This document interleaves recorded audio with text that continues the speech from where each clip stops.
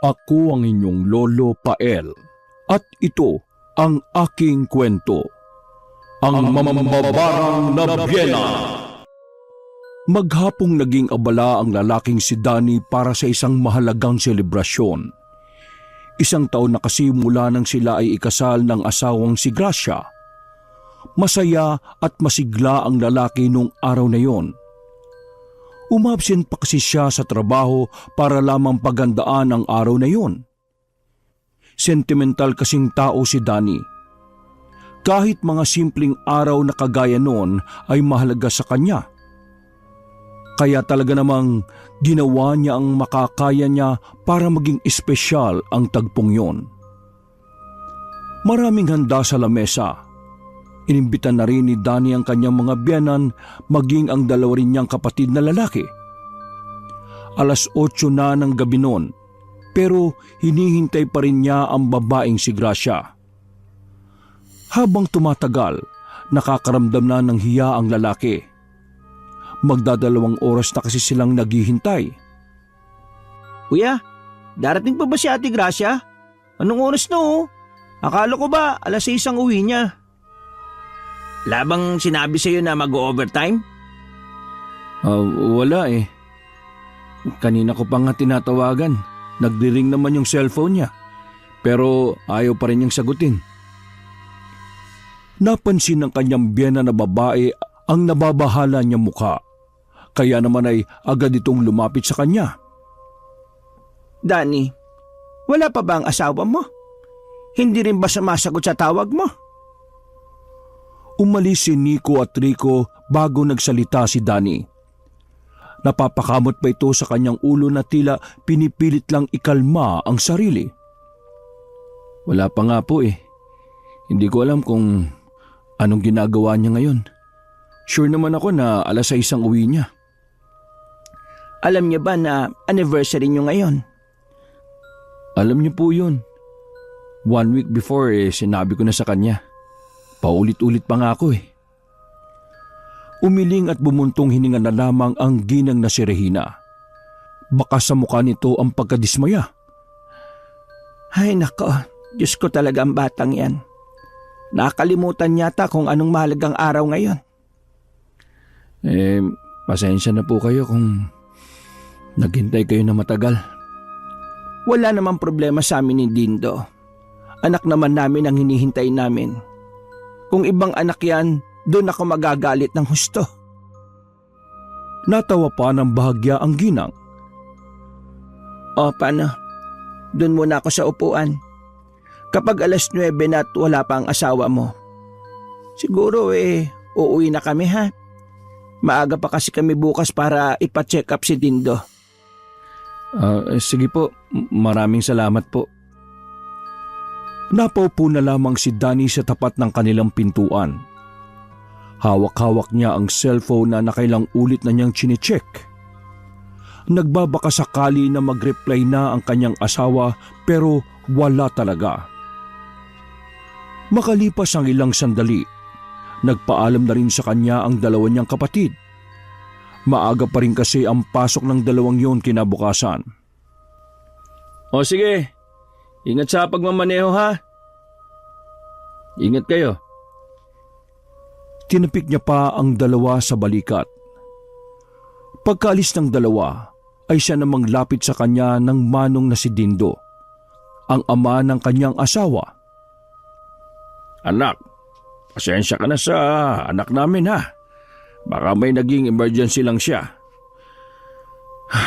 Sana nga po. Kasi ito yung unang pagkakataon na hindi siya sumipot sa tamang oras sa mahalagang araw namin eh. Malungkot ang mukha ni Danny noong mga sandaling yon. Napansin naman yun kagad ni Dindo. Danny, ganyan talaga kung minsan. Normal yan sa isang relasyon. Isa pa, mag-asawa na kayo. Sa dami ng dapat niyong isipin may mga nakakalimutan na talaga kayo. Tumangon na lamang si Danny. Kung uuwi na po kayo, magbalot na lang po kayo ng pagkain. Sayang po kasi, wala pang bawas yung mga pagkain.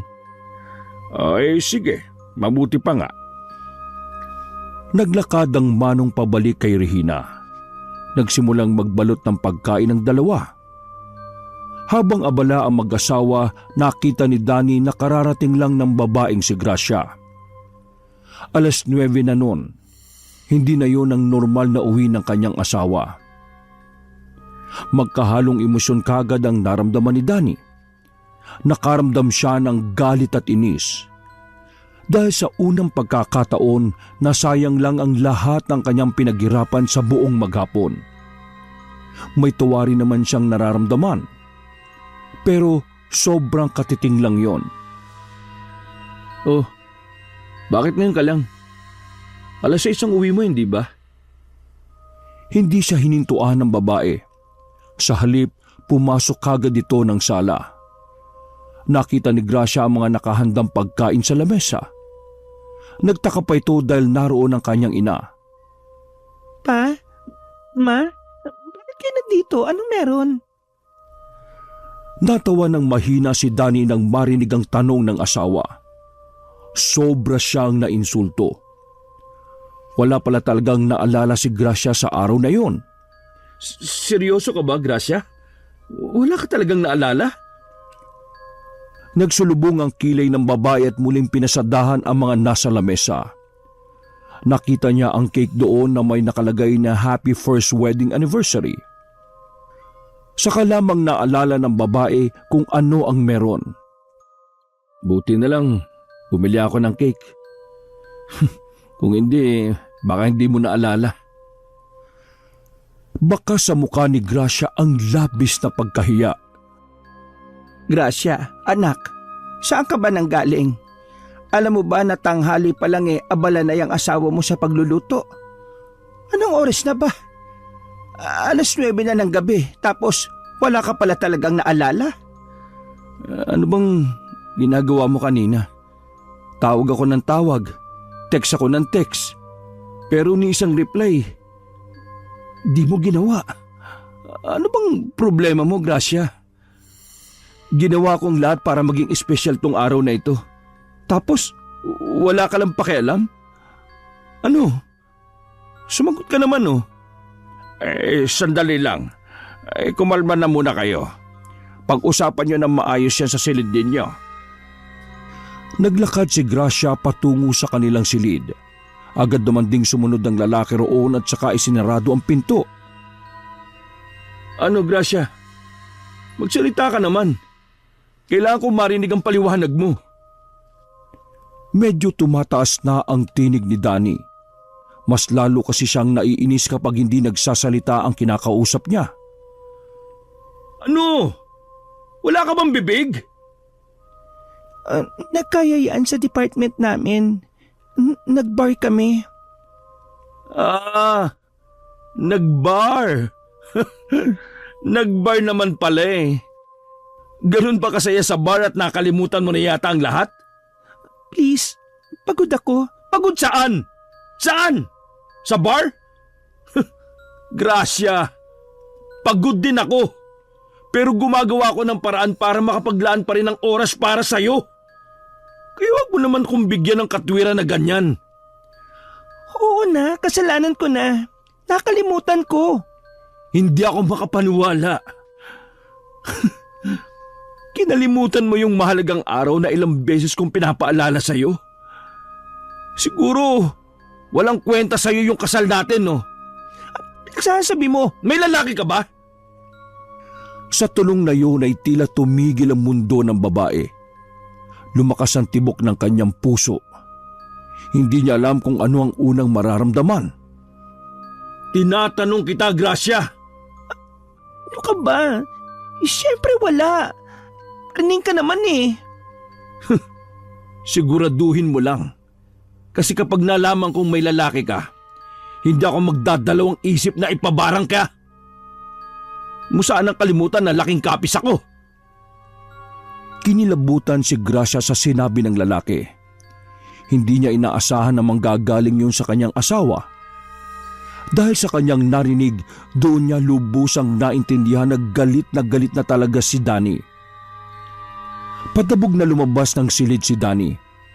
Iniligpit na lamang nito ang mga pagkain sa lamesa. Pagkatapos ay nagpaalam na rin sa kanya ang mga biyanan. Noong gabing yon ay sirang-sira ang mood ng lalaki. Para siyang mabubuang kapag naiisip niya na baka nagloloko na ang kanyang asawa. Totoo ang kanyang sinasabi na lumaki rin siya sa probinsya ng Capiz. Namulat si Danny sa kultura ng pangkukulam at pambabarang. Kaya naman hindi niya naiwasang gawing panakot yon sa kanyang asawa. Pero alam naman ni Danny na wala siyang lakas ng loob para ipabarang ang kahit na sino. Dakong alauna na ng madaling araw, nakatulog na si Gracia. Nakatulog na lamang din si Danny.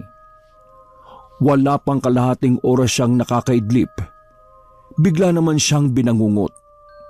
Isang babaeng walang mukha ang pumasok sa kanyang panaginip. Tumatawa ito na ang boses ay parang matanda. At ang mas nakakakilabot, sinasabi ng babaeng yon na subukan niya ang barang. Tila ba nanunulsul pa sa kanya ang babae? Nang hawakan na siya sa liig ng babaeng yon, ay saka na siya nagising. Hingal at pawis na pawis si Danny nang magising siya. Habol niya ang kanyang hininga, habang si Gracia naman ay sobrang sarap pa rin ng tulog. Lintik, akala ko mamamatay na ako eh. Umalis muna ng kama si Danny.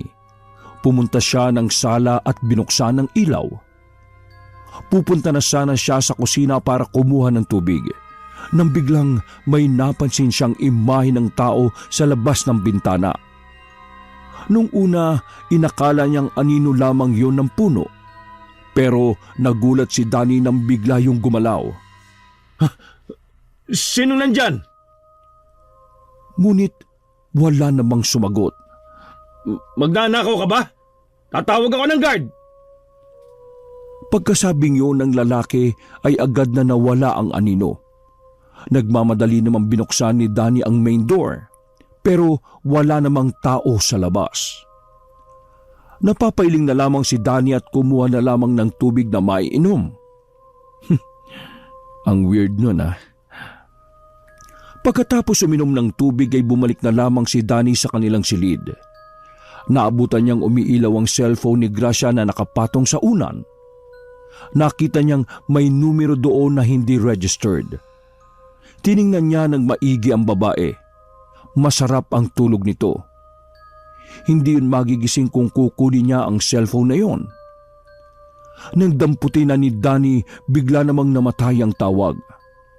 Titingnan niya sana kung sino ang tumatawag na yon. Pero nagtaka siya dahil may passcode na ang cellphone. Wow, may passcode na talaga ha. Ayos ha. Wala nang nagawa pa si Danny kundi ang ibalik na lang ang cellphone sa unan. Dahil doon nawala na ang antok niya. Kung ano-ano na naman ang pumapasok sa utak niya. Mas lalo siyang napapraning sa mga sandaling yon. Nasanay kasi siya noon na malaya niya lang na nabubuksan ang cellphone ng asawa. Inabot na ng umaga si Danny sa kakaisip. Maaga niyang binuksan ang kanyang laptop at pumwesto na rin sa kanyang working place. Work from home kasi ang setup ng kanyang trabaho. Maya-maya lang, nagising na rin si Gracia. Day off ng babae noong araw na yon kaya magkakaroon sila ng oras para sa isa't isa. Ang kaso, wala sa mood si Danny para makipag-usap. Bukod kasi sa napaparanoid ang lalaki, dumagdag pa sa iniisip niya ang panaginip niya. Coffee or juice? Napalingin si Danny sa likuran nang marinig na nasa pintuan na ng kanyang working place ang asawang si Gracia. Hindi mo ba ako kilala? Alam mo namang hindi ako nag-juice sa umaga eh. Bakit lalagyan mo pa ng option na juice? Kung gusto mo ng kape, sabihin mo na lang kagad. Hindi yung dami mo pang sinasabi. Hoy, ayusin mo ang statement mo ha. Hindi yung pangtanga. Tapos kapag pinuna ka, magagalit ka. Hilig mo kasi sa option eh. Bakit? Ina-apply mo ba yan palagi? Ang magkaroon ng option? Tila nag-iba na ang tono ng pagsasalita ni Danny. Kaya naman nakaramdam na rin ng kaunting inis si Gracia. Ako na lang magtitimpla ng kape ko para mas safe. Grabe ka naman sa iniisip mo. Ikaw ang grabe, Gracia. Parang wala nga lang sa iyo na may problema tayo kagabi. Natulog ka kagad sa halip na pag-usapan. Pambihira ka talaga oh. Hindi ka nga rin humingi ng matinong sorry. Hirap na hirap ka bang mag-sorry? Ha? Bakit? Guilty ka ba? Alam mo, ganyan na ganyan yung mga taong may hindi sinasabi. Palibasa kasi masyado kang binibigyan ng kalayaan no? Masyado ka na yatang nagliliwaliw, Gracia eh. Ay naku, bahala ka sa buhay mo. Sinusubukan ko maging maayos tayo pero ganyan ka. Bakit? Sa tingin mo magiging maayos tayo kung wala kang maayos na pinapaliwanag sa akin? Napaka-unreasonable na dahil sa bar na yon, kaya ka nakalimot sa wedding anniversary natin? Buisit! Hindi naging maganda ang day off ng babaeng si Gracia noong mga sandaling yon. Nagbabangayan lang sila ng kanyang asawa. Hindi rin naman kasi humuhupa ang inis ni Danny para sa babae. Dahil hanggat hindi sinasabi ni Gracia kung ano ang problema nito, mananatiling bugnutin ng lalaki. Natapos ang oras ng trabaho ni Danny pero hindi siya lumalabas ng kanyang working place. Ayaw niya munang makita ang mukha ng kanyang asawa. Kaya naman minabuti niyang umidlip na lang muna habang nakaupo siya sa swivel chair. Ay nako, makatulog na nga lang muna saglit. Nakaka-stress. 10 minuto matapos niyang ipikit ang kanyang mga mata, bigla na lamang pumasok ulit sa panaginip niya ang misteryosang Ali. Tumatawa-tawa yon at sinasabing ipabarang ang kahit na sinong gustuhin. Nahihirapan ng huminga si Danny nang pilit niyang magising. Sobrang pawis na pawis siya kahit na may aircon naman sa loob ng silid na yon. Tiningnan niya ang paligid. Naalala niyang umidlip lang siya sa kanyang working place. Paglabas niya sa silid na yon, walang tao sa sala. Wala ring tao sa kanilang silid. Nang tingnan niya ang cellphone ay nag-iwan pala ng mensahe ang kanyang asawa. Grocery. Di man lang ako hinintay. Ay naku, bahala siya. Tumungo siya sa kanilang silid at nagpalit ng damit. Pagharap niya sa salamin ay bigla na namang sumagi sa isipan niya ang kanyang panaginip. Hindi niya alam pero pakiramdam niya ay may kakaibang pinapahiwatig ang panaginip sa kanya. Kailangan ko na yata magpatingin Ay, pero wag na lang. Gastos pa yun Nang makapagbihis ay umalis na muna siya ng bahay. Pinuntahan niya ang bunso niyang kapatid na si Nico. Sakto naman nakalalabas lang nito ng trabaho. Nang nasa sasakyan na sila ay saka lamang sila nag-usap. Oh, anong balita? Nag-away kayo ni Ate Gracia? Napangisin na lamang si Danny. Silence means yes, no? Feeling ko talaga may lalaki si Ate Gracia niyo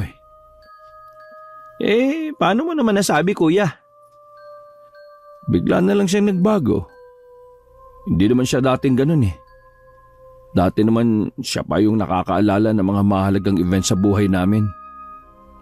Ngayon, parang wala lang sa kanya Kinausap mo na ba siya ng maayos dyan? Paano ko makakausap parang laging lutang. Nakakainis yung mukha niya Akala mo siya pa yung may ganang magalit? Ay nako kuya. Mabuti pa Pag-usapan niyo yan. Sayang naman kung magkakaaway lang kayo palagi. Teka, may gagawin ka ba ngayon? Wala naman. After work, gym lang naman palagi ako eh. Pero ngayon, pwede naman ipagpaliban kung may pupuntahan tayo. O sige, samahan mo muna ako. Pupunta tayo sa trabaho ni Gracia. Teka, ano naman ang gagawin natin dun? Titingnan ko kung sino sa mga ka-department niya na lalaki ang posibleng maging kabit niya. Paano mo naman malalaman? Magbabase ka lang sa itsura. Hindi naman tayo pwedeng magtanong-tanong doon kasi baka makarating sa asawa mo. Kagabi, may number na tumatawag kay Gracia. Ilang beses. Nasave ko nga yung number na yun eh. Tatawagan ko mamaya kapag nakita ko ng naglabasan na yung mga katrabaho ni Gracia. Kapag nakita kong isa sa mga yun nagring ang phone, matik, yun na yun. Kailangan ba talaga nating umabot sa ganito, kuya? Ang creepy mo, ah. Nico, maiintindihan mo rin ako kapag nagkasyota o nagkaasawa ka na. Sino ba namang hindi mapapraning, di ba? Bigla na lang siyang nagbago. Ay, sige na. Mag-seatbelt ka na at aalis na tayo. Maingat na pinandar ni Nico ang sasakyan. Nasa kalahating oras lang naman ang biyahe nila papunta sa trabaho ni Gracia. Mabuti na lang ay walang pasok ang lalaki noon, kaya malaya magagawa ni Danny ang kanyang binabalak. Nakaparada lang sila sa gilid. Pasado 6:00 na nang bumaba sila ng sasakyan. Nasa gilid lang sila at bahagyang nakatago. Mga ilang sandali lang nakita na ni Danny ang mga katrabaho ni Gracia. Nang i-dial na ni Danny ang numero, isa sa mga lalaking kalalabas lang ng gate ang nakita nilang dumukot ng cellphone. Sabi ko na nga ba, lalaki may-ari ng number na ito. Aktong lalapitan na nila ang lalaki, pero nakita nilang bigla na lang yung napaload sa sidewalk. Lumapit sa lalaki ang iba nitong kasamahan. Ang lalaki naman ay sige lang sa ubo, hanggang sa naalarma na ang mga taong nakakakita. Dahil ang lalaking yon ay nilalabasan ng mga insekto sa mga butas ng katawan. Narinig na lamang na magkapatid na ang lalaking daw yon ay binarang. Walang makalapit sa lalaki dahil sa mga insekto nito sa katawan. Sa takot, bumalik ng sasakyan si Danny at Nico. Kuya, binarang daw yun? Di ba katrabaho ni Ate Gracia yun? Oo, ang masama nito, baka ako pa mapagbintangan eh. Ha? Bakit ikaw? Mambabarang ka ba? Nagbanta kasi ako kay Gracia na kapag nalaman ko kung sino yung lalaki niya, ipababarang ko. Ay, sira ulo ka, kuya. Alam mo naman na taga-kapis tayo eh. Baka isipin nila na mambabarang ang pamilya natin. Nang tingnan nila ulit ang lalaking nasa sidewalk na pinagkakaguluhan ng mga tao, hindi na yung gumagalaw. Nakasubsob na lang yon sa semento at sige sa paglabas ng mga insekto. Pinandar na lamang ni Nico ang sasakyan. Tama lang sa kanya yon. Malakas talaga kutob ko na lalaki yun ni Ate Gracia mo eh. Pero nag-aalala ko para sa'yo, kuya. Baka mamaya ikaw ang madiin eh. Huwag ka mag-alala. Walang nakukulong sa barang, no? Wala pang batas na ginagawa para sa mga ganoong krimen. Pero wala akong kinalaman dun ha. Nasabi ko lang kay Ate Gracia mo yun pero wala akong lakas ng loob para gawin yun. Lumipas ang mga sandali ay nagpahatid na rin si Danny sa bahay nila. Umalis na rin naman si Nico noon. Pagpasok ni Danny sa kanilang bahay, naabutan niyang tulala si Gracia sa kanilang sala. Tila ba umiiyak yon dahil sa namumula nitong mata. Oh, anong problema mo? Dahan-dahang nagangat ng tingin sa kanya ang babae. Namumungay ang mga mata nito. Hindi mo alam? Magtatanong ba ako kung alam ko? Diyos ko naman oh. Tumayo si Gracia at makahulugang tumingin sa mga mata niya. Patay na si Gian. Oh, sinong Gian? Kasama ko sa trabaho. Bakit? Close kayo? Bakit naiiyak ka? Oo, close kami. Kasi silang naman ang nakakaintindi sa lahat ng hinaing ko sa buhay eh. So sinasabi mo na hindi kita naiintindihan?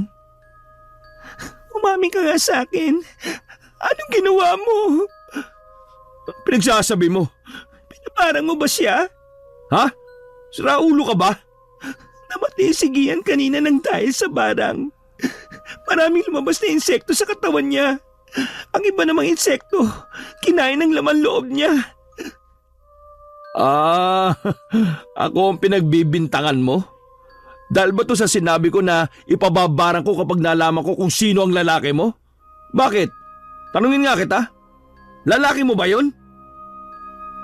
Hindi nakapagsalita si Gracia. Umiiling-iling lang ito habang pinipilit na hindi maiyak. Siya ba yung numerong tumatawag kagabi sa'yo ng paulit-ulit? Ha? Sumagot ka! Oo! Pero wala namang namamagitan sa amin. Wow! Hindi sanggol ang kausap mo, Gracia. Huwag mo akong lokohin, no? Close kayo, di ba? Tapos, walang pangalan sa cellphone mo yung number na yon? Ang sabihin mo, naglalandian talaga kayo. Ano? Umamin ka na! Ikaw ang umamin. Pinabarang mo siya. Hindi ko siya pinabarang. Paano ko siya ibabarang Hindi ko nga siya kilala Nag-iisip ka ba? Natameme si Gracia. Tila napagtanto nito na parabang nalaglag na siya sa patibong ng lalaki. Hinawakan ng lalaki ang magkabilang balikat ni Gracia. Ikaw ang umamin, Gracia. Nanlalalaki ka, no? Kitang-kita sa mga mata mo Oo na! May namamagitan sa amin. Alam mo kung bakit? Kasi ang boring mo na mula nang ikasal tayo. Palagi ka na lang nakatuon sa trabaho. Nandito ka na nga lang sa bahay, hindi mo pa ako mabigyan ng oras. Kaya yan, balik ang atensyon ko sa ibang lalaki. Sa lalaki na palagi akong pinakikinggan. Inaalagaan ako kahit hindi ko masuklian lahat ng kabaitan niya ng dahil sa'yo. Lahat ng pagkukulang mo pinupunan niya. Natameme na lamang si Danny noong mga sandaling yon. Hindi siya makapaniwala na ganun kalakas ang loob ni Gracia para ipagtapat ang bagay na yon. Nakaramdam ng sakit si Danny. Hindi niya matanggap na nagawa siyang lokohin ng babaeng kanyang pinakamamahal. Sabihin mo nga sa akin, masama ba akong tao? Ginagawa ko lang naman lahat para maging maayos ang buhay natin Kulang sa oras? Nasisiraan ka na ba ng ulo? Mula nang ikasal tayo, ikaw ang mas naging abala sa trabaho mo. Ako, dito sa bahay ang laging nakilos. Pinagluluto kita. Pinagsisilbihan kita. Lahat ginagawa ko para sa'yo. Hindi mo na nga kailangang gumalaw kapag kakain ka Kulang na nga lang subuhan kita Tapos sasabihin mo sa akin, kulang na ako ng oras sa'yo. Nasaan ba ang utak mo? Ang sabihin mo, hindi ka lang talaga makontento. Natahimik si Gracia. Hindi ako makapaniwala, Gracia. Nasa loob pala talaga ang kulo mo. Hindi ako makapaniwala na nagawa mong wasakin ang relasyon natin para lang sa kailan mo lang nakilala. Oo, may oras na nagkukulang ako. Pero hindi mo naman napapansin kung paano ako bumabawi Kasi distracted ang utak mo, Gracia. Alam mo, mabuti pa ngang nangyari sa kanya yun Kung binarang man siya. Kasi alam mo, kayo mga cheater, wala kayong puwang sa mundo. Mga salot kayo. Hindi naman ito mangyayari. Kundi dahil sa... Manahimik ka! Pwede ba lumayas ka? Lumayas ka na! Bakit ako lalayas? Meron nating dalawang pinagpatayo ng bahay na ito ah. Hindi ako aalis dito. Eh di wag! Wag na lang tayong magpansinan.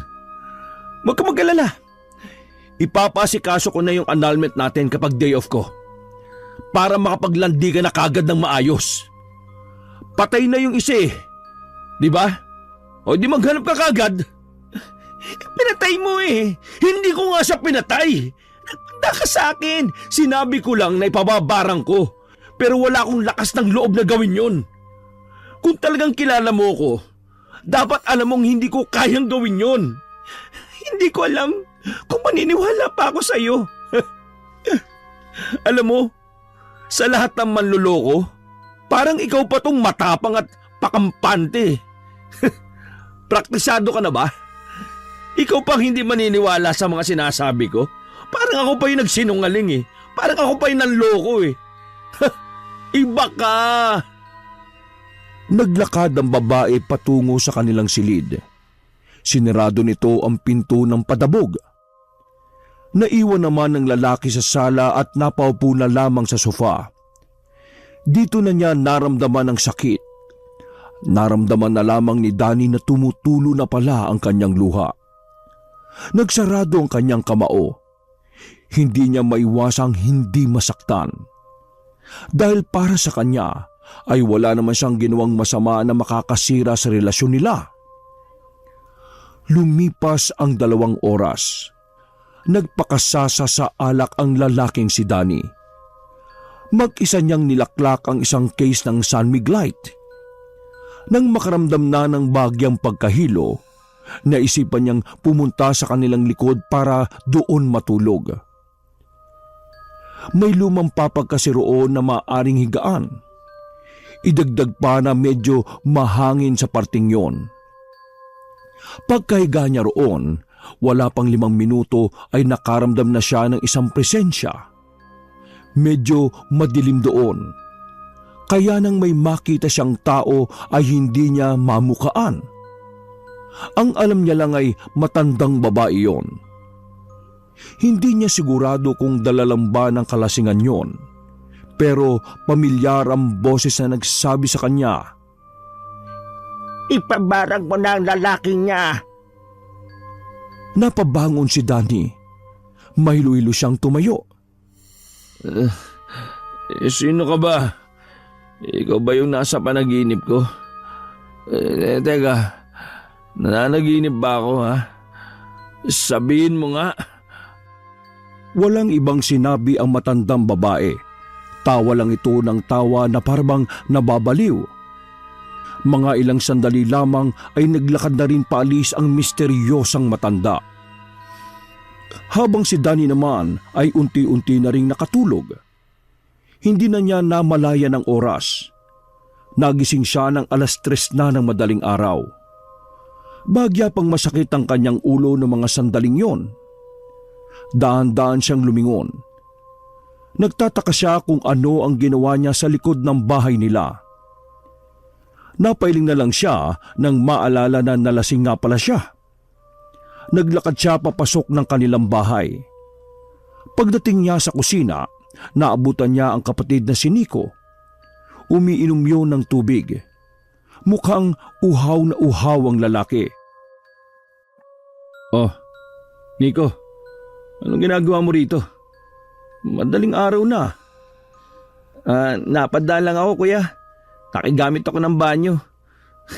Ibak na ako kaya pumasok na ako kahit wala ka. Hindi mo naman sinasagot yung phone mo eh. Teka, nasaan ba si Ate Gracia? Bakit parang walang tao dito sa inyo? Bukas naman ang pinto. Nakahawak pa sa ulo si Danny nang umupo sa tapat ng lamesa. Babayaan mo na yun. Ayoko sa mga manloloko. Nagtaka si Nico sa kanyang narinig. Manloloko? Bakit? Legit talaga na may lalaki si Ate Gracia? Alam mo yung nakita nating lalaki sa tapat ng workplace nila? Yung namatay on the spot kasi binarang? Yun. Ha? Seryoso? Tumango-tango si Danny. Hindi makapaniwala si Nico. Napapailing na lamang ito. Sabay na napasilip ang dalawa sa sala na makarinig sila ng mga yabag ng paa. Nakita nila si Gracia na parang kagagaling lang sa labas. Nakaramdam ng ilangan sa pagitan ni Danny at Gracia. Diretso pasok naman si Gracia sa kanilang silid. Habang si Danny naman ay napabuntong hininga na lang. Okay din pala si Ate Gracia. Parang wala lang nangyari. Yun nga eh. Ganyang katigas sa mukha niyan. Kung pwede ko nga lang palayasin dito yan eh. Edi pinalayas ko na. Makalipas pa ang isang linggo. Naging mahirap para kay Danny ang naging setup nila. Magkasama pa rin kasi sila sa iisang bahay. Ngunit magkaiba lang ng silid. Sa araw-araw na nakikita niya si Gracia, hindi niya maiwasang hindi kamuhian ng babae. Nakakaramdam siya ng galit. Lalo na kapag nakikita niyang may kausap na iba ang babae sa call. Ganun pa man, sinusubukan na lang ni Danny na sanayin ang kanyang sarili. 5:00 ng hapon habang abala si Danny sa paglalaro ng online game sa kanyang laptop, narinig niya ang tinig ni Nico sa sala. Kausap si Gracia at tila hinahanap siya. Ilang sandali lang naramdaman na lamang ni Danny na nasa pintuan na ang bunsong kapatid. Oh, di ka nagsabi na pupunta ka. Hindi sana nakapag-order ako ng pagkain natin. Ayos lang kuya. Wala rin naman akong ganang kumain eh. Nang tingnan ni Danny si Nico ay nagulat siya sa itsura nito. Namumula kasi ang katawan nito. Mapungay ang mga mata at parang nangihina. Uy, ayos ka lang ba? May sakit ka ba? Hinawakan ni Danny ang leeg ng lalaki. Hindi naman yon mainit, pero malamig ang pawis nito. Anong nararamdaman mo? Kanina lang to eh. Bigla na lang ako nanghihina, tapos naging ganito na kulay ko. Hindi ko alam kung anong nangyayari sa akin. Niisip ko nga baka may allergy ako eh. O sige, magbibis lang ako, dadaling kita sa ospital. Ay, wag na kuya. Siguro kailangan ko lang ng pahinga. Ilang araw na rin kasi akong overtime sa trabaho eh. Sigurado ka ba? Tingnan mo yung itsura mo. Hinang-hina ka eh. Para kang binugbog ng taong bayan. Ayos lang ako kuya. O sige, diyan ka lang. Bibili lang ako sa labas ng gamot sa allergy. Tumango na lang si Nico. Nagmamadali namang lumabas ang lalaki. Nakasalubong niya pa sa pinto si Gracia. Hindi yun makatingin sa kanya ng diretsyo. O ano? Nailibing na ba yung kabit mo? Ngumisi lang si Gracia at sumagot. Oo. Nailibing na kahapon yung pinabarang mo. Huminga na lamang si Danny. Hanggang ngayon kasi ay siya pa rin ang pinagbibintangan. Napapaisip na nga rin si Danny kung sino ang maaring bumarang sa lalaki ni Gracia.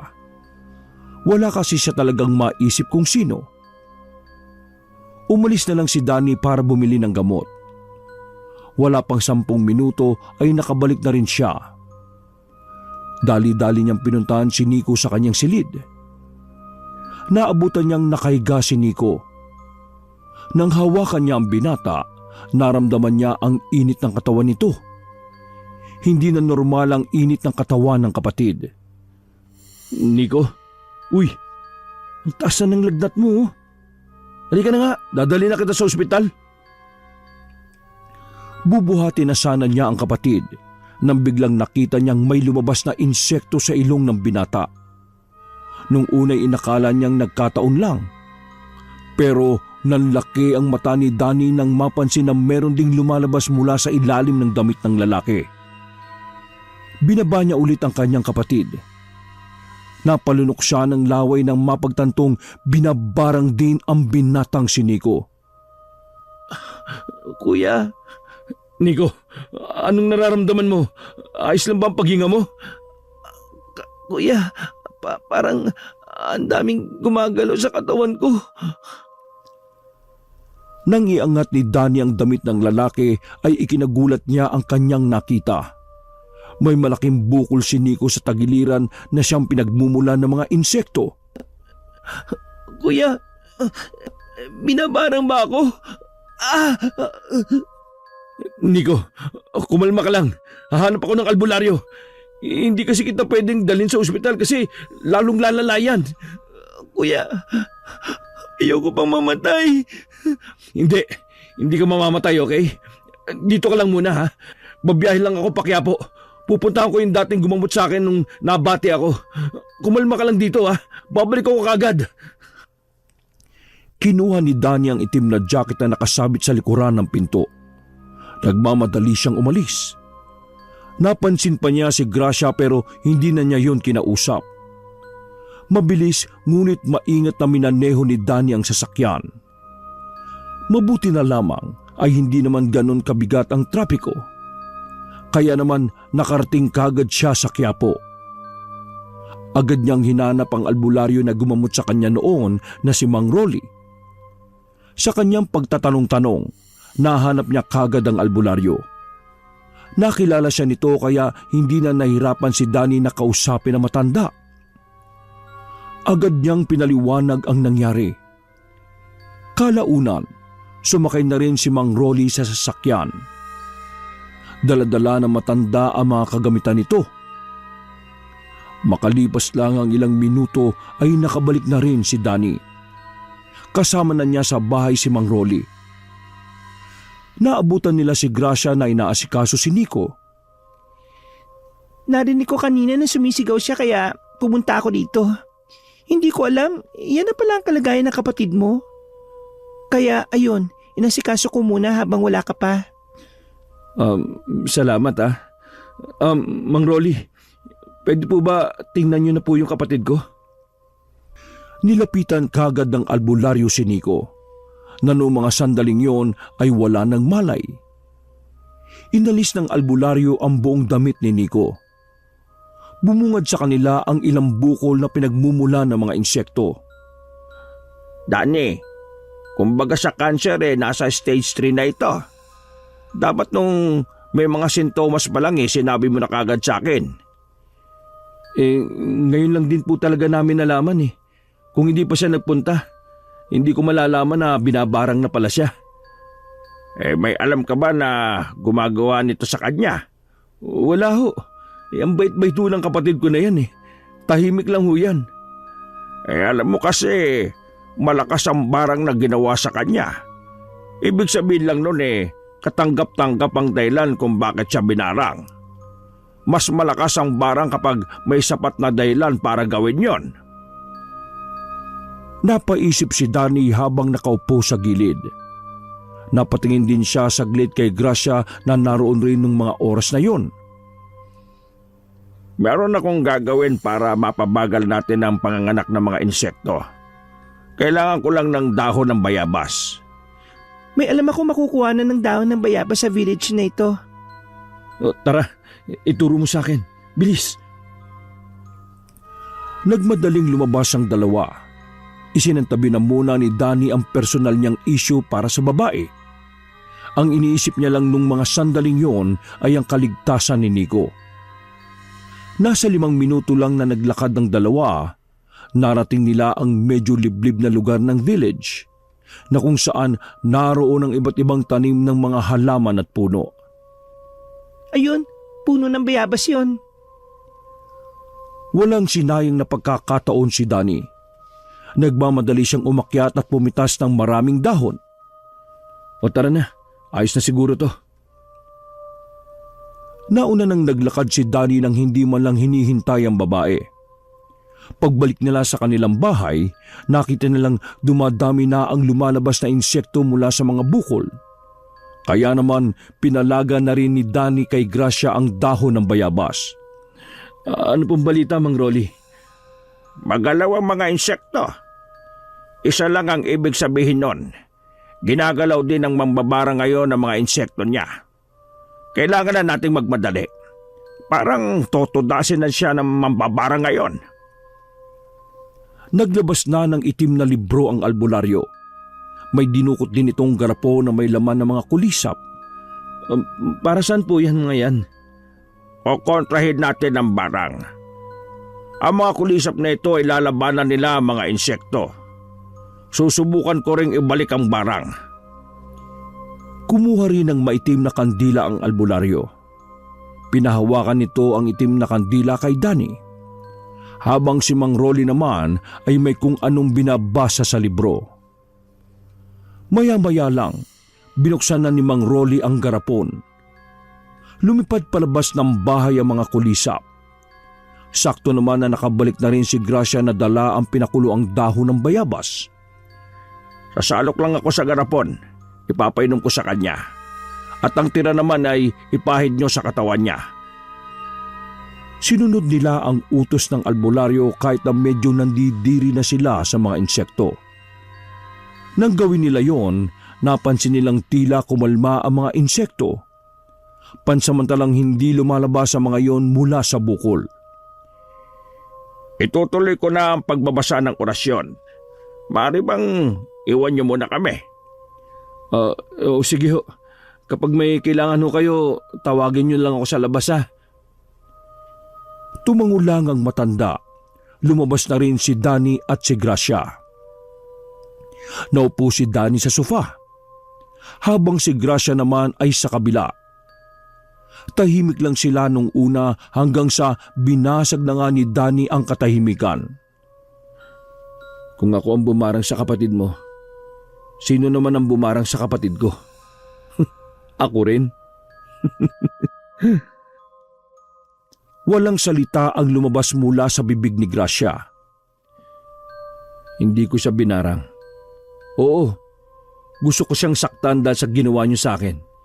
Pero hindi ko masisikmurang ipabarang siya. Sinabi ko lang yun pero hindi ko yun kayang gawin.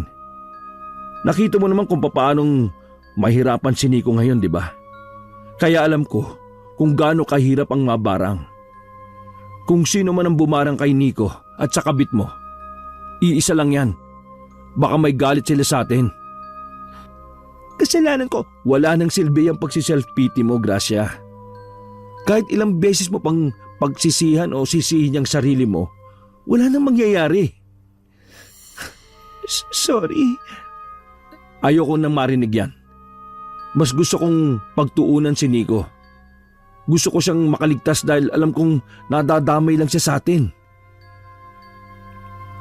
Huminga ng malalim si Danny.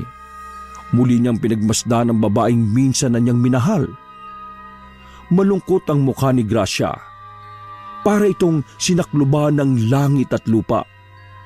Pero kapag nakikita ni Danny ang mukha ni Gracia, naaalala niya lang ang ginawa nito sa kanya. Napatayo sa kinauupuan ng lalaking si Danny nang tawagin siya ng albularyo. Dali-dali rin namang pumunta ng silid ang lalaki. Sa ngayon, napahina ko ang barang sa kanya. Pero maganda tayo sa mga susunod na araw. Kasi ngayong nagawa ko ring barangin ang mambabarang, siguradong hindi yung papayag na hindi mapalala ang lagay ng pasyente natin. Naibalik niyo po ang barang? Oo, pero hindi ibig sabihin nun na magiging ayos na kaagad ang kapatid mo. Kailangan pa rin nating ituloy ang panggagamot. Ganun po ba?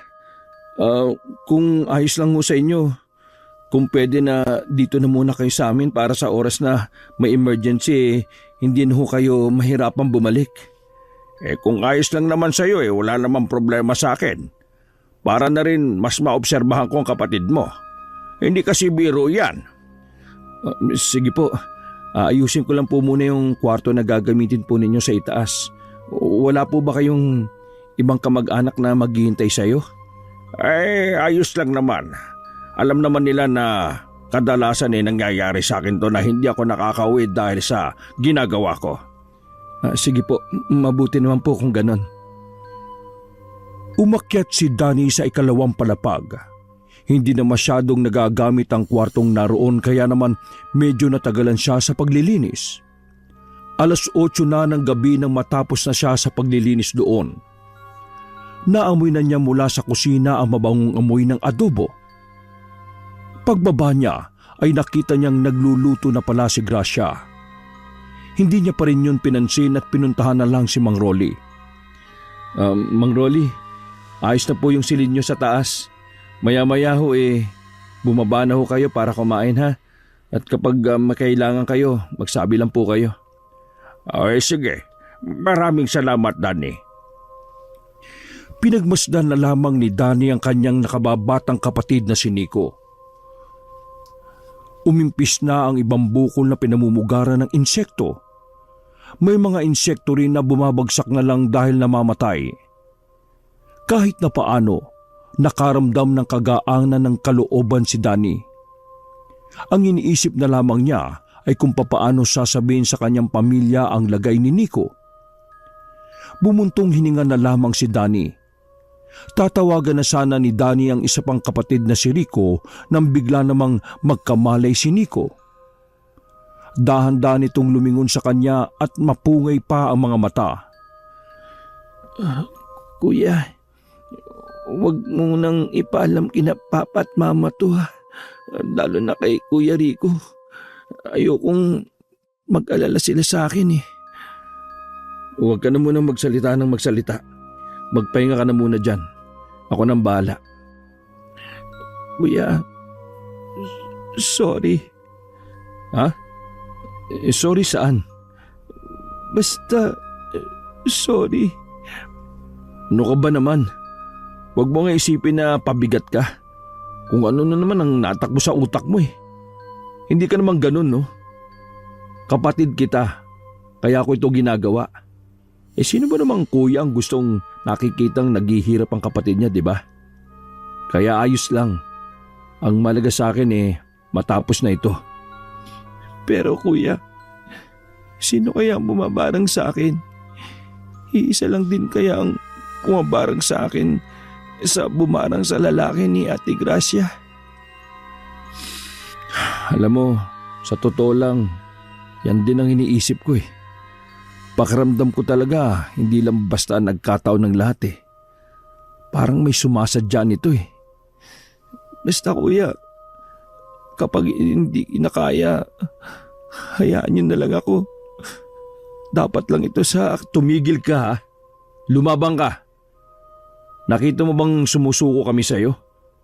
Hindi naman di ba? Nakita ni Danny ang malalim na paghinga ni Nico. Sige na, magpahinga ka na muna. Kailangan mo maibalik ang lakas mo. Ang sabi kasi ni Mang Rolly, siguradong gaganti raw yung mambabarang. Sige kuya, magpapahinga na ako. Muling pumikit ang binata. Lumabas na rin ng silid si Danny. Tinawag na rin niya si Mang Rolly para yayaing kumain. Sabay-sabay silang tatlo nila Gracia.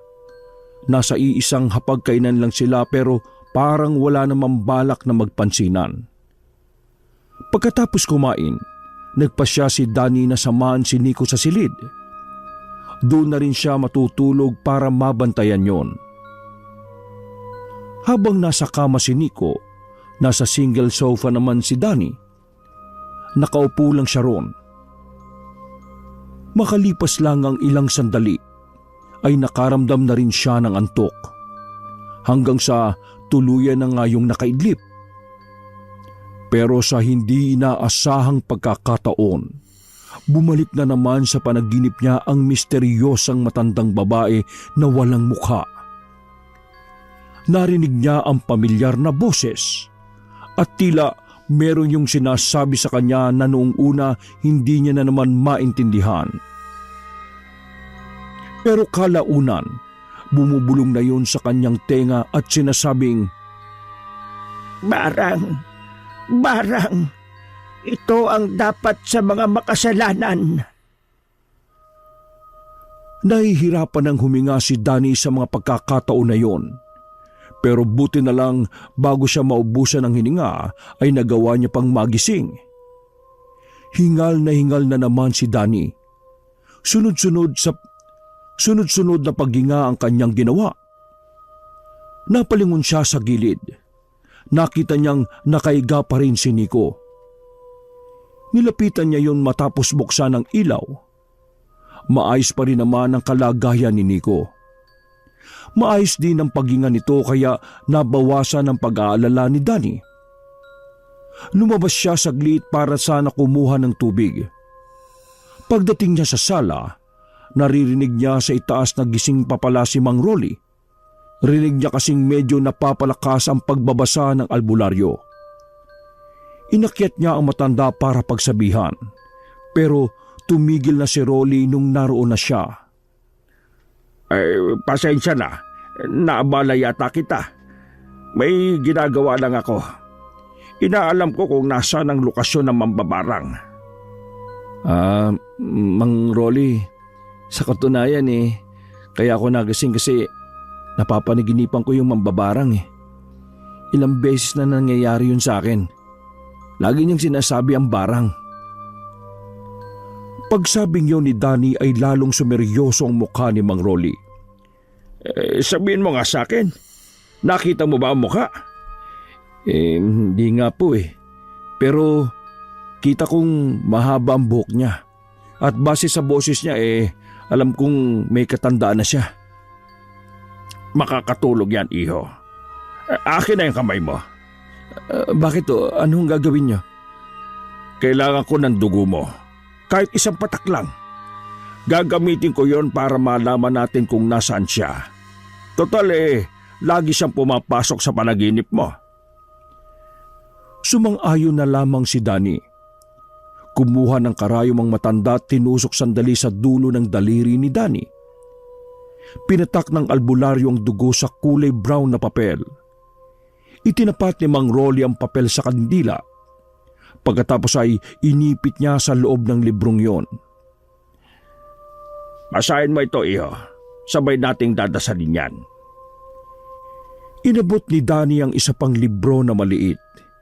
Binasa niya ang dasal na nasa pahina 13. Makailang ulit silang nagdasal. Pagkatapos, muling kinuha ni Mang Rolly ang papel na may dugo. Doon ay nakita ni Mang Rolly na tila nagkorting ilog ang dugo. Tiningnan din naman ni Danny. Pero hindi niya nakikita kung anuman ang nabuong imahe sa papel. Tanging ang mga mata lamang ng albularyo ang nakakaintindi. Iho, nasa tabing ilog ang kinaroroonan ng mambabarang. Nasa isang malinis na ilog na maraming batuhan. Base pa sa ibahe, kilala niyo ang mambabarang. Oh?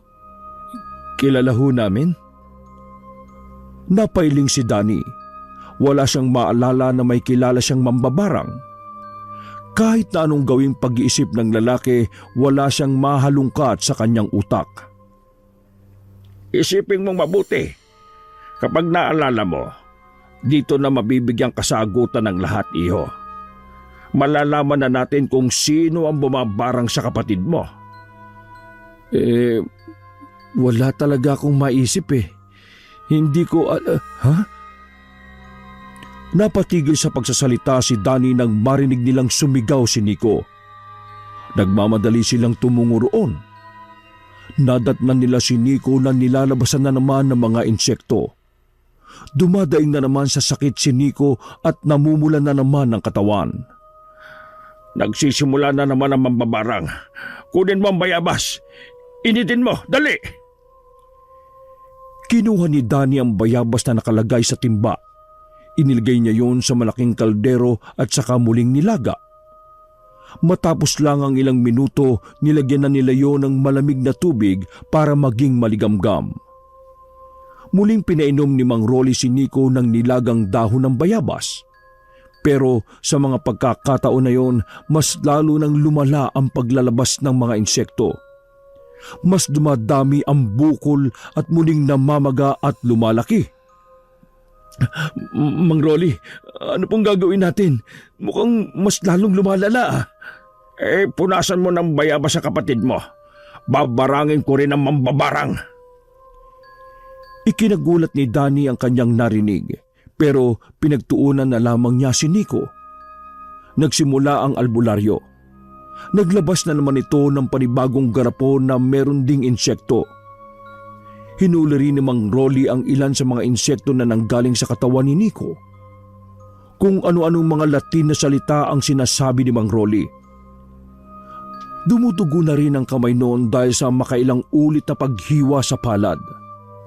Nag-aalala na nga si Danny pero sumenyas lang ang matanda na wag itong pakialaman. Parami na ng parami ang insekto sa silid. Nagtakip na nga rin ng ilong at tenga si Danny sa takot na baka pasukan din siya ng insekto. Makalipas ang 5 minuto, napansin ni Danny na parang kumalma na ulit ang mga insekto. Tumigil na rin ang pangingisay ni Nico. Pero nang tingnan niya si Mang Rolly, nakita niyang pati ilong ng matanda ay dumudugo na rin. Kaya naman inalalayan agad ni Danny si Mang Rolly. Isinandal niya yun sa pader. Hindi ko ginagawa ang pambabarang kapag sa mga ganitong sitwasyon lang. Kaya talaga ganito ang mangyayari sa akin. Nangihina. Ano pong gagawin ko para maibalik ang lakas ninyo? Kunin mo ang bag ko. Hanapin mo roon ang garapon na may takip na puti. Kailangan kong mainom yon. Nagmamadaling kinuha ni Danny ang garapon na yon. Agad din namang ininom ng albularyo ang laman ng garapon. Sa hindi maalamang dahilan, makalipas lang ng halos 10 minuto ay kapansin-pansin na bumalik na ang lakas ng matanda. Pero bagya pa rin tumutulo ang dugo nito mula sa ilong. Nakakaramdam pa rin ng kaunting pagkahilo. Nagawa kong ibalik ulit ang barang. Pero sa pagkakataong ito alam kong mapupuruhan na siya. Ang kailangan na lang nating gawin, malaman kung nasaan siya. Kumusta naman po ang kapatid ko?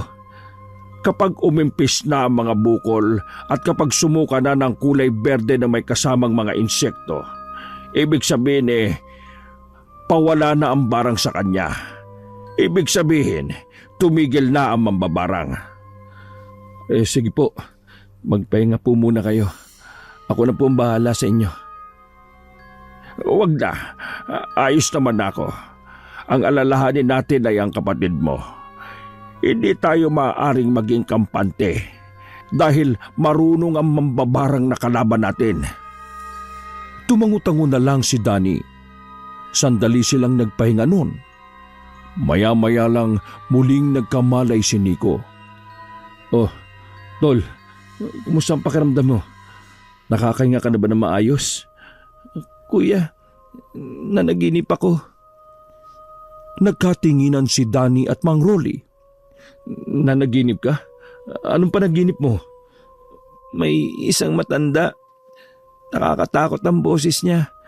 Sinasabi niya sa akin na mamamatay na raw ako. Na magbabayad daw ako sa lahat. Wala naman akong kasalanan sa kanya, kuya . Hindi ko siya kilala. Nico, nakita mo ba yung mukha niya? Hindi, kuya . Pero meron akong nakita sa kanyang peklat sa bandang leeg. Mahabang peklat. Mahabang peklat sa leeg? Teka lang . Nanlaki ang mata ni Danny nang mapagtanto ang isang bagay.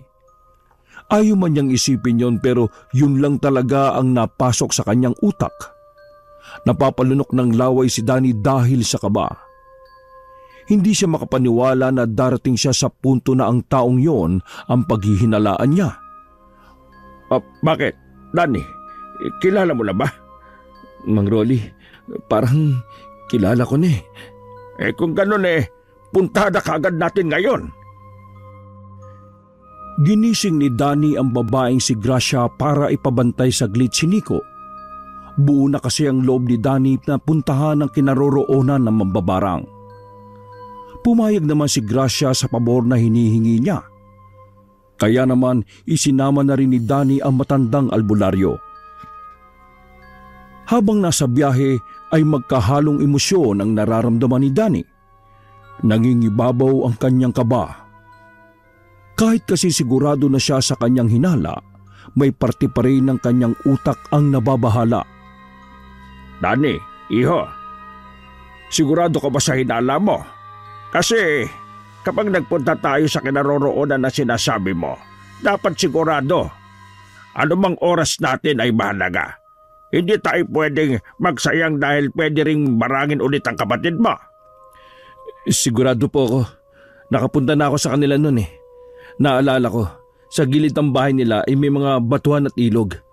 Naalala ko rin kung kaninong boses yung naririnig ko sa panaginip ko. Kaya hindi ako pwede magkamali. Eh di kung ganun eto na talaga ang pagkakataon natin. Halos nasa 2 oras ang kanilang binyahe. Kalaunan, nakarating na rin sila sa Nueva Ecija. Tandang-tanda ni Danny ang daan kahit na isang beses pa lang siyang pumunta roon. Kaya naman agad din nilang nahanap ang daan patungo sa sinasabing bahay. Pinarada ni Danny ang sasakyan sa gilid. Naririnig na kagad ni Danny ang agos ng tubig mula sa ilog. Natanaw na rin niya ang namumukod tanging bahay na nakatirik doon. Huminga siya ng malalim. Tumango siya kay Mang Rolly at naglakad na rin sila. Tahimik na sa lugar. Tanging manok na lang ang maririnig na maingay. Mag-uumaga na rin kasi nung mga sandaling yon. Paglapit nila sa bahay, kinatok agad ni Danny ang pintuan. Makailang ulit niyang ginawa yon. Maya-maya lang ay nagbukas na rin ang pintuan. Bumungad kay Danny ang biyenan niyang lalaki. Oh, Danny, bakit napasyal ka ng napakaaga? Anong meron? Bumuntong hininga muna si Danny. Alam niyang may alam si Dindo. Pero sa nakita niya, tila ba kumikilos lang ito ng parang wala lang. Tay, gusto ko po sanang makausap si nanay eh. Ay nako, tulog pa siya. Tay, alam ko na po ang ginawa niya. Hindi niyo na po kailangan magpanggap. Ang gusto ko lang malaman kung bakit niyo yung ginawa. Nanlaki ang mata na matandang si Dindo. Pabalik-balik ang tingin nito kay Danny at kay Mang Rolly. Mas nilawakan ni Dindo ang pagkakabukas ng pinto. Biglang nawala ang ngiti nito at sumeryoso ang muka. Naroon siya. Nasa loob ng silid namin. Maraming salamat po. Pagpunta nila sa silid, naabutan nila si Regina na nakahiga sa kama. Namumula ang katawan nito. Pinagpapawisan ng buong katawan. At kung titingnan pa lang, mukha itong hinang-hina na. Danny. Ngumiti ang matandang babae sa kanya kahit mapungay ang mga mata. Lumapit naman doon si Danny pero huminto siya kaagad nang mapansin na may lumalabas na kulisap sa ilalim ng palda ng ginang.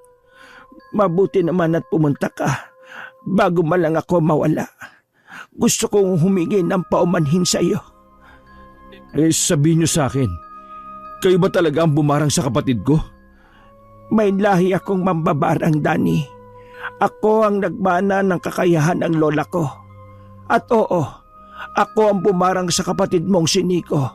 Pati na doon sa katrabaho ni Gracia na lalaki. Bakit? Bakit niyo yung ginawa? Ano ba kasalanan namin sa iyo? Wala kang kasalanan sa akin, Danny. At wala rin namang silang kasalanan sa akin. Pero ayaw ko sa mga manloloko. Bata pa lang ako ay namulat na ako sa mga panloloko, mga kabitan at agawan ng asawa. Binarang ko sila dahil ayaw ko sa mga taong manloloko. Seryoso ba kayo? Dahil lang sa ayaw niyo ng mga manloloko, papatay kayo ng tao? Mambabarang ka dahil sa ganun? Danny, magkakaiba tayo ng pananaw sa buhay. Para sa akin, mabigat na kasalanan ng panluloko. At sino naman kayo para ilagay niyo sa kamay niyo ang batas? Tama ka, hindi ako Diyos. Pero may kakayahan akong itama ang lahat. May kakayahan akong parusahan ng mga dapat parusahan. Teka, naguguluhan ako eh. Kung galit ka sa mga manloloko, bakit mo naman dinamay si Nico? Wala naman siya kinalaman. Tumawa lang ng mahina ang ginang bago nagsalita. Wala ka pala talagang alam kung ano ang ginagawa ng bunso mong kapatid. Bakit? Ano bang ibig niyong sabihin? Ang anak ko o ang asawa mo, palihim na may relasyon sa kapatid mong si Nico. Natawa pa si Danny sa kanyang narinig. Akala niya kasi ay gumagawa lang ng kwento ang matanda para maibalang ang kanilang usapan. Kalokohan. Anong pinagsasabi niyo? Si Nico? Kakabit kay Gracia? May insekto na ho ba sa ulo niyo? Danny, totoo ang sinasabi ng asawa ko. Napalingon si Danny sa pintuan nang naroon na pala ang matandang lalaki na biyenan. Noong gabing hindi siya nakasipot sa wedding anniversary niyo. Kaming dalawang mag-asawa ang umalam kung anong ginagawa ng anak namin. Sa katunayan, bago yung lalaking katrabaho niya, mas nauna naming nalaman na nakikipagkita siya kay Nico. Kinumpronta namin si Gracia pero sa halip na makinig, pinagbantaan niya pa kami. Kaya hindi kami nakapagsalita. Dahil doon napagdesisyonan namin na barangin ang mga lalaki niya. Nang sa ganun ay makaramdam naman siya ng sakit. Paano nyo naman nagawang pahirapan ang sarili nyong anak? Hindi namin siya tunay na anak. Anak siya ng kaibigan namin at alam niya yon. Isa pa, kahit kami ang tumatayong magulang niya, hindi kami papayag na humaba ang sungay niya. Mali ang ginagawa niya. Kaya dapat lang na pagdusahan niya ang mga kamalian niya. Napapailing na lang si Danny. Hindi siya makapaniwala sa mga nalalaman niya. Lalong-lalo na nang nalaman niya tungkol kay Nico. Malayong malayo ang pagkakakilala niya sa kapatid niya. Buong akala niya, sobrang tino ni Nico dahil wala man lang yon kabisyo-bisyo. Trabaho lang ang inaatupag.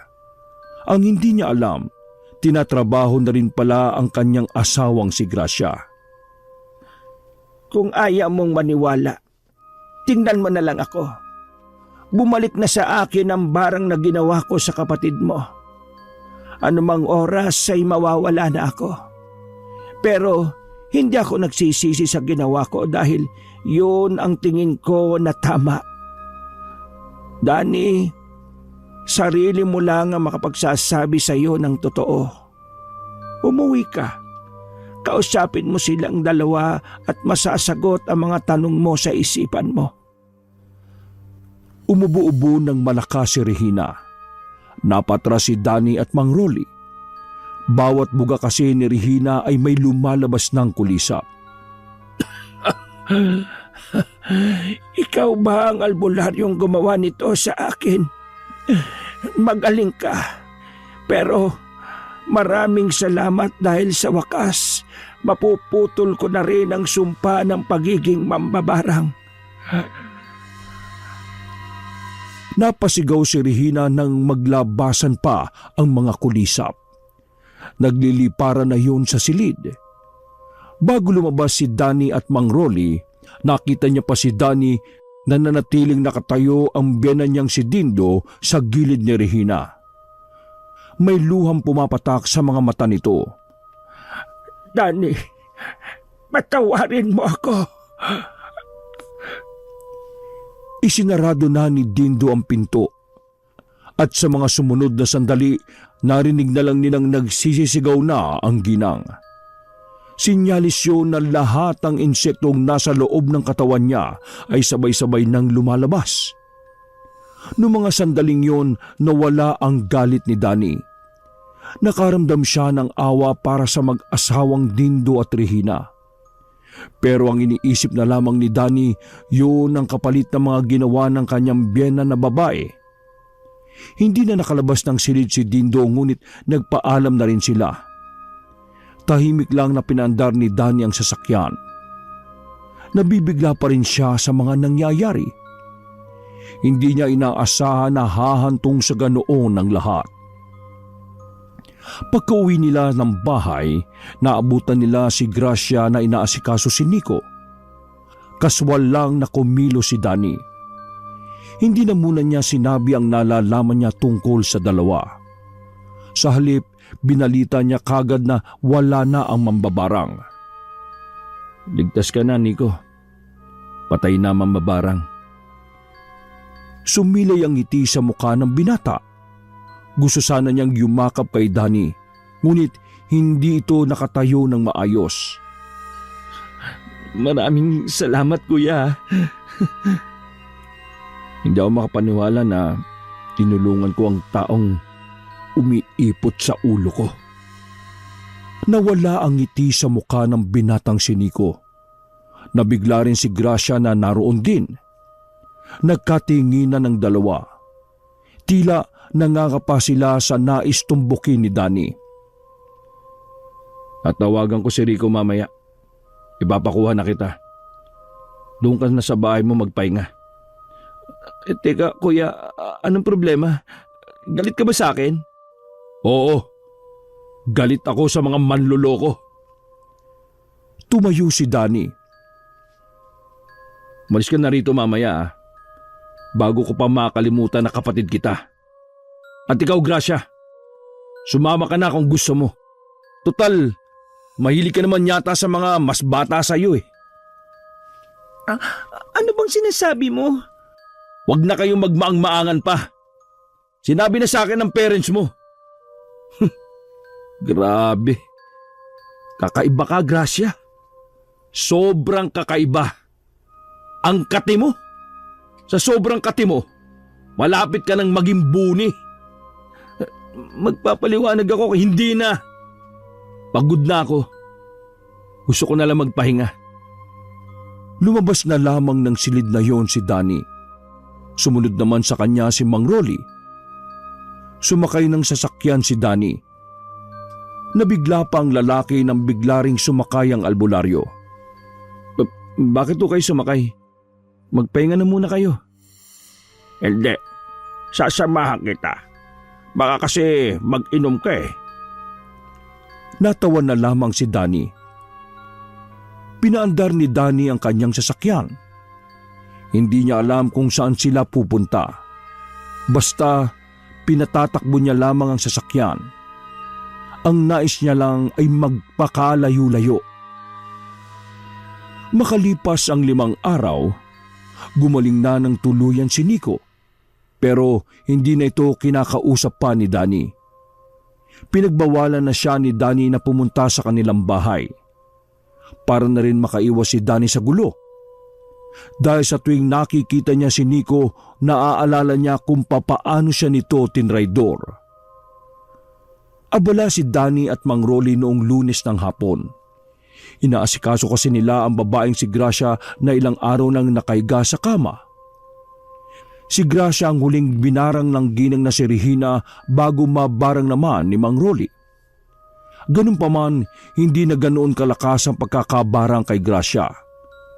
Ang sabi nga ni Mang Rolly, nangibabaw pa rin ang pagiging ina ni Regina kaya hindi malala ang pagkakabarang nito kay Gracia. Bakit mo ito ginagawa? Bakit mo ako tinutulungan? Hayaan mo na lang ako mamatay. Tutal, malandi ako. Maruming babae. Marami akong ginawang kasalanan sa iyo. Hayaan mo na lang ako mawala. Hindi ako Diyos para diktahan ka kung kailan ka pwede mamatay. Ginagawa ko ito kasi ito ang sa tingin kong tama. Pakiramdam ko, ito ang gusto mangyari ng Diyos eh. Kaya manahimik ka dyan. Iha, gusto ka niyang bigyan ng pagkakataon na mabuhay. Kaya sana ayusin mo na ang lahat ng sinira mo. Oh, eto na. Sisimulan ko na. Huwag kang malikot ha. Kasi mabubulabog ang mga insekto sa mga bukol mo. Kaya kumalma ka lang. Akong bahala. Naiyak na lamang si Gracia. Hindi nito inakala na sa kabila ng lahat ng kanyang ginawa, magagawa pa rin siyang tulungan ng dati niyang asawa, ang dating lalaking una niya namang minahal. Sobrang panghihinayang ang naramdaman ni Gracia. Patid niya na sa kanyang ginawa, marami na ang hindi na maibabalik sa dati. Gumaling si Gracia mula sa barang. Nagkapeklat man sa iba't ibang parte ng katawan pero nakabangon itong muli.